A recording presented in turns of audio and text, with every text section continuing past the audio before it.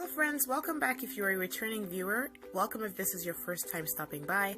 If you're not subscribed yet, please feel free to hit that red button and join the family.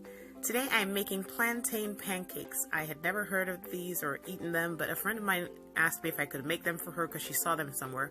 So I figured I'd give it a shot, and you guys are coming along with me for this experiment.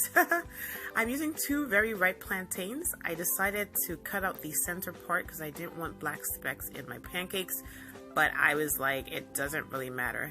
Anyway, I'm cutting them out and I'm going to cut up my plantains and get them ready to go in the blender with the rest of my ingredients.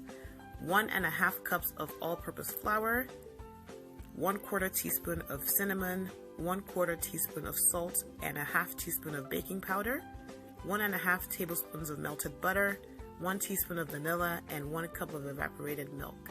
Like I said, I'm going to pour all that in my blender and get to blending. Oh, maybe I should have told you I'm using 2 eggs. I'm using 2 eggs. My dad makes these pancakes with my niece and nephew, and they're not American style pancakes, so I imagine that's what Nigerian pancakes are like, so I'm going to try to make it that way. I've blended my ingredients, and look at that beautiful smooth batter. That's what you want. And now we can get to frying.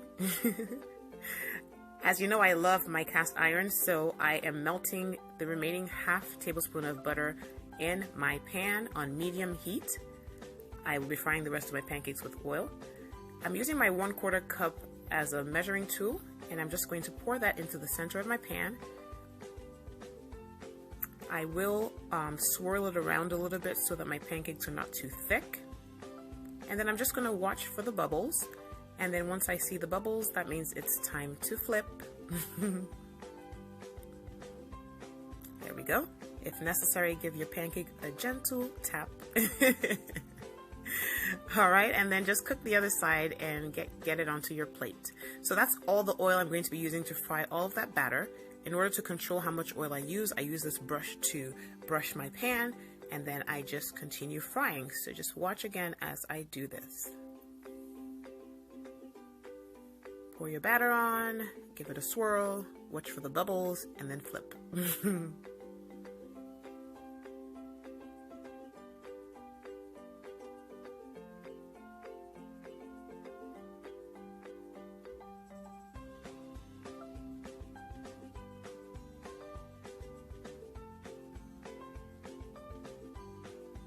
Beautiful.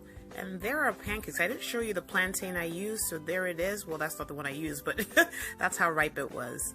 Yeah, but our pancakes look beautiful. They taste okay to me, but I'll let my friend comment down below and tell us how they were. I did add some sugar to the last 4, so if you want it really sweet, you can do that. I'll see you next time.